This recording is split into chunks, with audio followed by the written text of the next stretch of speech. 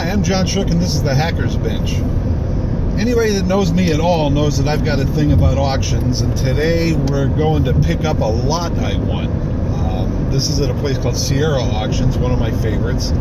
They have a surplus auction that runs once or twice a month, and it's only online, which makes it interesting. There's one day of preview where you can go over there and try and look at the stuff if you got nothing else going on. It's all the way across town. But anyway, this past weekend there were two lots I was interested in. One had a pallet of miscellaneous lab equipment or whatnot, but there was one box with two very cool counting dials and a couple of retro indicator lights that I just thought they were cool. It'd be fun to have for a project. I figured I'd be able to get them cheap, so I put a max bid at 25 bucks on them. And then the other one was a pallet stacked, I don't know, 1.5 feet tall with something and wrapped round and round with shrink wrap, so thick you cannot tell what's on the pallet. You can kind of see through it. There's one box that has a couple of knobs on it, and the description is audio equipment.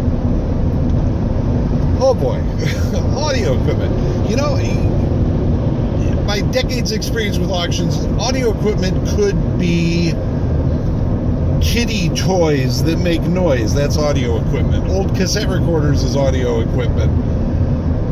Brand new Macintosh tube power amps is audio equipment. It could be mixer boards, could be, you name it. Audio equipment could be just about anything. So I threw a $25 bid on that.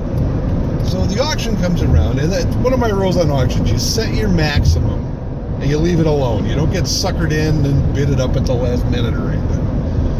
So the first one to come up was the lot with the counting dials that I really wanted, and lost it.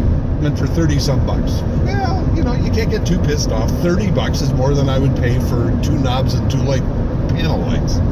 So no big deal. So then the next one that I really cared less about, and I figured I expected to get totally outbid on the audio one, I won it. $17.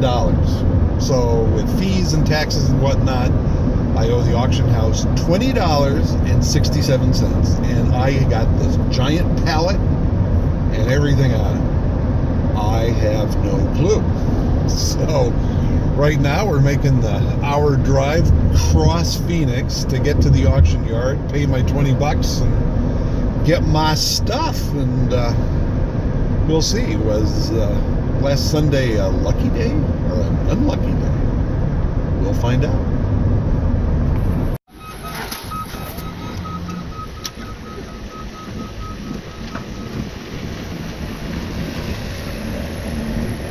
Okay.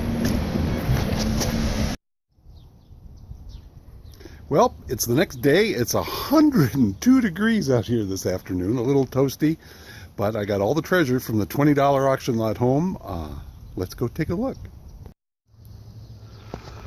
So to start out, the first thing in the lot is the saddest AV cart you've ever seen in your entire life. It's plastic, it's broken in the middle, so yeah, that's trash. Come over here to the gear. We've got a little Sony boombox. I plugged it in, it works, it sounds like shit. And here's a Panasonic boombox and another one right under it. They're identical. I plugged them in. One doesn't work, one does, and it actually sounds pretty darn good. Below that, we have your basic 12-inch color combo VHS-C VCR player times 2. Around here, Goodwill will not accept CRTs anymore, so those are destined to the e-waste next time it comes around. This is a little portable podium amplifier thing. If you look right in the back, there's an amplifier, there's a lantern battery, there's a power supply. So you can just pop it up when you got to make a speech and, I don't know, yell about Republicans or something. But what's funny, if you come up to the front and feel this, for this whole big thing, this speaker is probably 3 inches by 6 inches out of that whole thing. Goodwill. This is an old device that when they used to encode VCR tapes so you couldn't copy the tape, this thing stripped all that encoding out so you could illegally copy your VHS tapes. This thing, brand new in the box, plugs into the VGA connector on your computer and turns it into NTSC video so you can put it up on the big CRT TV in your classroom. Yeah. Well, here you can record your VHC cassettes, a cassette camcorder. Now, what I've always wanted to do was take one of these apart and use this electric lens and figure out how to put that on a webcam with a, a pan tilt to make a better quality webcam. But the thing is, I have 3 of these cameras up in my loft, so waiting for that exact project. So this is going to the Goodwill. Down here we've got 2 scoreboard controllers of some sort, AC powered. What's interesting is the connection is a stereo plug, so I'm guessing it's just a serial connection from this thing to the scoreboard, but I don't have a scoreboard, much less 2 scoreboards. There's a little LCD display, so these things might be worth taking apart at some point and seeing what's in there. That might be fun. TI Navigator. Navigator is something I've never heard of, but apparently you put these things in a classroom and everybody has these calculator things that all plug in and it networks them all back to the teacher's PC. I looked this thing up on eBay and there's a number of them for sale for the $30 to $40 range that nobody seems to want. There are a crap load of patch cords in here though. So for future synthesizer projects and whatnot, those may come in handy, so we'll probably keep that. AV gear. On the top, we have a DVD CD player. Basic Philips, no frills commercial. I don't know. Under that is a VHS-C video cassette player only. Under it is kind of interesting. That is a GoVideo dual deck VCR. There are 2 complete VCR movements in there. This is consumer quality. This is not like some industrial piece of equipment. Historically, maybe a little interesting because there was a massive legal battle over this thing that GoVideo was empowering people to illegally duplicate tapes, and so therefore they were part of the pirate video business.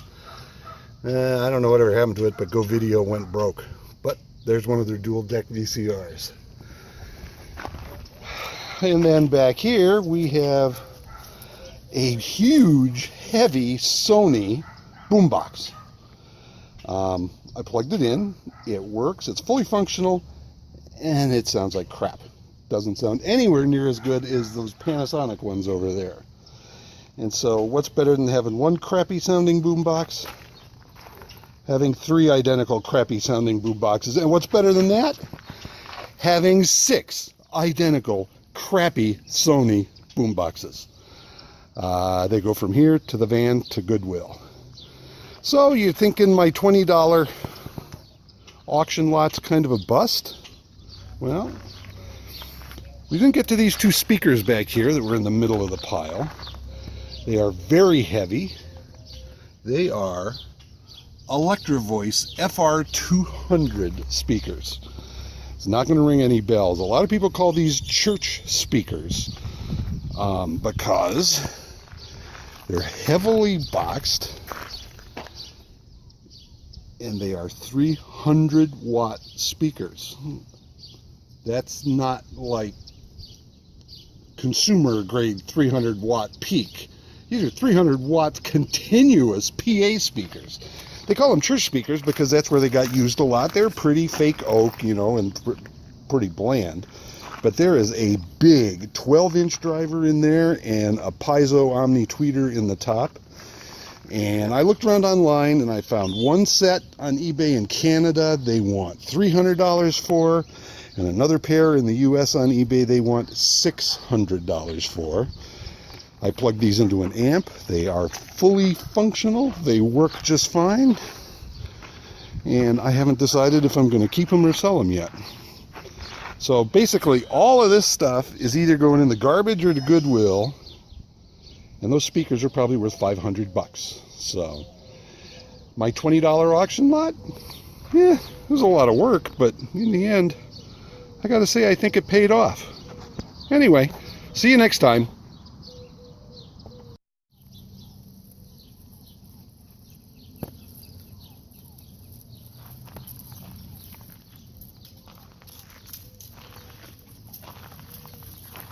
Say goodbye, Leroy.